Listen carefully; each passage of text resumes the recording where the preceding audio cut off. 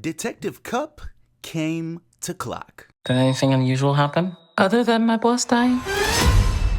Other than that, yes. Remember as little as 15 years ago where it was quite the struggle to come across TV dramas with a black woman as the lead? Then production companies like Shondaland came along and gave us queens like Olivia Pope and then Annalise Keating. Well, bitch, now we've got Cordelia Cupp, played by the incredibly talented Uzo Aduba.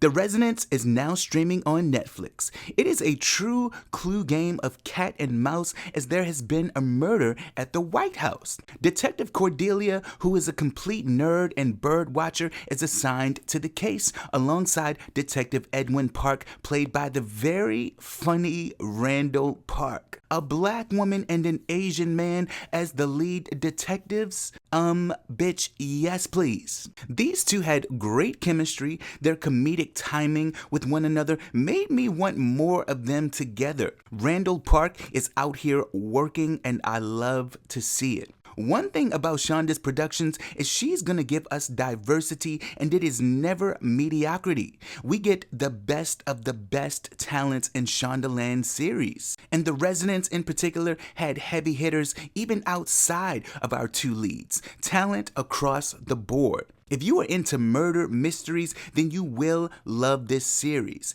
They will really have you out here thinking in this series. There are so many little clues, loopholes, private entries, lies, stories, and details to look out for in this series. I love trying to get to the bottom of a murder while having multiple suspects. Missing the slightest detail could throw off your entire case. But Detective Cup, okay?